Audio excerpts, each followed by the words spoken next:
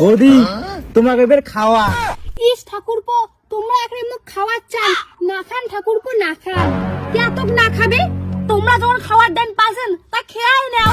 না খান বৌদি এলে খারাপ পাবি, তাহলে কিন্তু মোর সময়ও খাওয়া চলবে নয়। আচ্ছা ঠিক আছে, তোমার সময়ও না খান।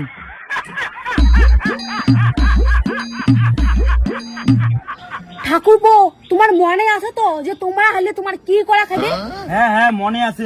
আরে তো দেখা না গো, তোমরা হারলে এবার কি করা খাবে মনে আছে তো? হ্যাঁ হ্যাঁ মনে আছে।